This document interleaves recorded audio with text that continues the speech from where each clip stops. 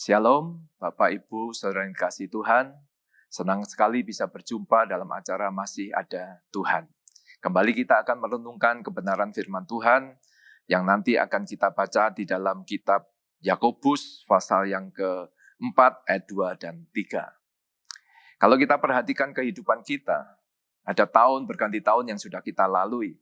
Kita semua tahu bahwa kehidupan ini mengalami banyak perubahan. Teknologi semakin maju, ilmu kedokteran juga semakin maju, tetapi penyakit juga berubah, tambah banyak. Kejahatan juga bertambah, pekerjaan semakin sulit, bencana alam semakin sering kita dengar, ya.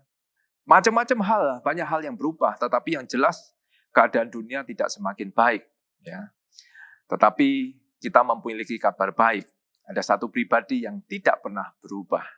Dulu, sekarang, sampai selamanya, dia tidak pernah berubah. Janjinya tidak pernah berubah. Dialah Yesus, Tuhan kita. Ibrani pasal yang 13 ayat 8 mengatakan, Yesus Kristus tetap sama, baik kemarin maupun hari ini dan sampai selama-lamanya. Matius 24 ayat 35, langit dan bumi akan berlalu, tetapi perkataanku tidak akan berlalu. Janji Tuhan tidak pernah berubah, tidak pernah berlalu.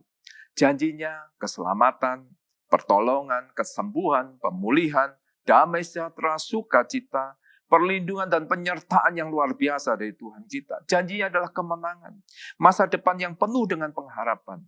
Oleh karena itu, dunia boleh semakin tidak baik, tetapi kita anak-anak Tuhan akan selalu hidup di dalam kebaikan Tuhan. Nah, tetapi di dalam faktanya banyak orang percaya seringkali mempertanyakan mana janji Tuhan. Kok sampai hari ini hidupku belum menerima mengalami janji Tuhan. Pekerjaan Senin Kemis tidak lancar, ya, hutang tambah banyak, sakit juga tidak sembuh-sembuh, ada masalah dalam keluarga, di dalam bisnis, bahkan di dalam pelayanan juga, nggak ada damai sejahtera. Mari kita lihat di dalam Yakobus pasal 4 maksud saya, ayat 2 dan 3. Bagian B langsung saya bacakan, Yakobus 4 ayat yang kedua. Kamu tidak memperoleh apa-apa karena kamu tidak berdoa. Ayat 3, atau kamu berdoa juga, tetapi kamu tidak menerima apa-apa karena kamu salah berdoa. Firman Tuhan ingatkan kepada kita karena kamu tidak berdoa. Berdoa ini bukan hanya berisi permintaan ketika kita membutuhkan sesuatu. Tetapi berdoa ini adalah datang kepada Tuhan. Berjumpa dengan Tuhan. Mencari Tuhan. Menghadirkan Tuhan dalam kehidupan kita. Ketika Tuhan hadir. Ketika kita mengalami perjumpaan dengan Tuhan. Ketika ada hadirat Tuhan dalam kehidupan kita. Rumah tangga kita. Pekerjaan kita. Maka pasti janji Tuhan dikerjakan dalam kehidupan kita. Ada mujizat, ada berkat pemulihan, dan perlindungan yang Tuhan nyatakan. Kalau kita melihat di dalam Alkitab, banyak kali ketika Yesus hadir, maka ada mujizat yang luar biasa. Janji-janji Tuhan terjadi ketika itu. Lazarus yang mati 4 hari lamanya dibangkitkan. Anak muda di Nain dalam perjalanan ketika berjumpa dengan Yesus, dia dibangkitkan. Perempuan yang sudah 12 tahun pendarahan, berjumpa dengan Tuhan Yesus, maka dia dipulihkan. Orang yang lumpuh 38 tahunnya di kolam Bethesda, berjumpa dengan Yesus, mengalami pemulihan kesembuhan. Anak kepala rumah ibadat dibangkitkan, saya bisa sebut banyak sekali. Orang lumpuh, tuli, buta, bisu, pada waktu berjumpa dengan Yesus, mengalami mujizat. Ada hal-hal yang luar biasa, setiap janji apa yang dijanjikan Tuhan terjadi pada waktu itu. Ketika orang berjumpa, ketika ada hadirat Tuhan dalam kehidupannya. Kalau kita lihat kehidupan Daniel, disebut Daniel ini orang-orang yang suka berdoa. Ada hikmat yang Tuhan berikan. Ada peninggian yang Tuhan berikan. Apa yang dijanjikan digenapi dalam kehidupan Daniel. Kehadiran Yesus di perkawinan perjamuan kawin di Kana mengubah air menjadi anggur. Saya masih ingat suatu saat, suatu pagi, kami menerima telepon, nggak biasanya, ya, pagi-pagi sekali, terima telepon dari mertua saya.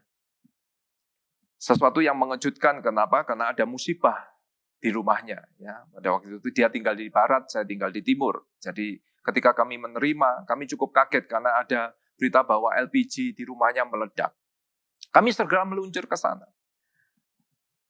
Dan luar biasa, keadaan dari mama mertua saya ini tidak mengalami sesuatu pun cedera sedikit pun. Padahal ketika saya datang di sana, saya melihat sesuatu yang luar biasa. Saya datang itu, pintu ruang tamu sudah nggak ada di tempatnya. Saya lihat, loh, kenapa kok bisa lepas seperti ini? Ternyata kena ledakan. Pintu garasi itu pecah, padahal dari pintu kayu yang cukup tebal. Saya masuk ke dalam, saya lihat sofa-sofa bekas terbakar. Korden-korden terbakar semua. Ada api yang besar katanya yang keluar ketika LPG itu meledak. Dan saya melihat di mana pintu ruang tamu ini. Ternyata pintu ruang tamu itu bisa terbang. Kena ledakan itu sampai ke rumah di seberang jalan. Begitu jauh kita jaraknya kira-kira sekitar 15-20 meter. Itu bisa terbang. Tapi yang luar biasa, ketika Tuhan hadir dalam rumah tangga kita, ada hadirat Tuhan, maka ada perlindungan yang Tuhan berikan. Mama mertua saya yang berdiri hanya beberapa jarak aja dari tabung LPG itu, tidak mengalami cedera sedikit pun. Oleh karena itu, biarlah kita semua giat berdoa, beribadah, mencari Tuhan, maka kita akan mengalami, menerima janji-janji Tuhan di dalam kehidupan kita. Di dalam Matius 7, pasal 7 ayat 11, yang disebut sebagai hal pengabulan doa. Yesus mengajarkan, mintalah, maka akan diberikan kepadamu. Carilah, maka kamu akan mendapat. Ketoklah, maka pintu akan dibukakan bagimu. Ini adalah sebuah pengalaman kehidupan bersama dengan Tuhan. Kenapa?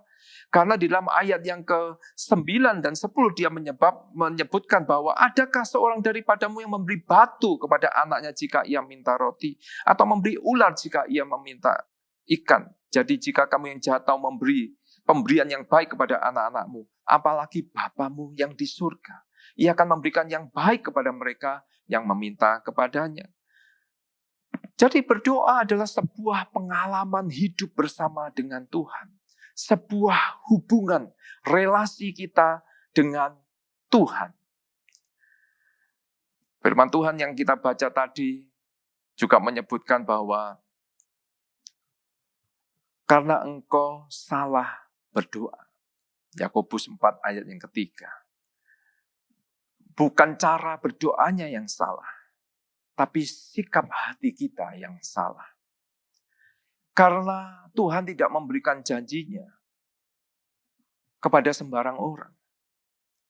Kalau kita membaca firman Tuhan di dalam Matius 15 ayat 25-26, di situ dikisahkan seorang perempuan Kanaan yang datang kepada Tuhan untuk meminta pertolongan. Tuhan, tolonglah aku. Tetapi Yesus menjawab demikian di dalam Matius 15 ayat 26. Tidak patut mengambil roti yang disediakan bagi anak-anak dan melemparkannya kepada anjing. Tuhan hanya memberikan janji-janjinya kepada anak-anaknya. Loh, bukankah kita semua anak-anak Tuhan? Benar. Tetapi yang bisa disebut sebagai anak-anak Tuhan adalah kehidupan yang bisa mencerminkan siapa Bapa kita. Ketika orang melihat sikap hidup kita, ketika Tuhan melihat sikap hati kita, siapa yang bisa mencerminkan kehidupan, mencerminkan siapa Bapa kita, itulah yang berhak menerima janji-janji Tuhan. Itu sebabnya firman Tuhan selalu katakan bahwa kita ini dipanggil untuk menjadi serupa dengan Kristus. Supaya kita bisa mencerminkan siapa diri kita. Itu berarti bahwa kita bukanlah orang-orang sembarangan. Makanya kita disebut orang-orang yang sudah dikuduskan, yang dipisahkan dari dunia. Yang tidak hidup menurut cara hidup dunia. Tetapi orang-orang yang berhak menerima janji Tuhan adalah orang-orang yang hidup di dalam tatanan kerajaan surga. Ketika kita mempunyai kelembutan hati dan mau memposisikan diri sebagai orang yang dikuduskan, yang sudah dipisahkan, yang mau berusaha hidup di dalam tatanan kerajaan surga. Meskipun apa yang kita kerjakan, lakukan belum sempurna, tetapi ketika kita memiliki sikap hati yang benar, kita sudah ada dalam posisi untuk menerima setiap janji Tuhan. Itu sebabnya saya hari ini mendorong kita semua supaya kita tidak salah berdoa. Memiliki sikap hati yang benar di hadapan Tuhan. Maka hidup kita akan dipenuhi janji-janji Tuhan. Tuhan Yesus memberkati kita semua.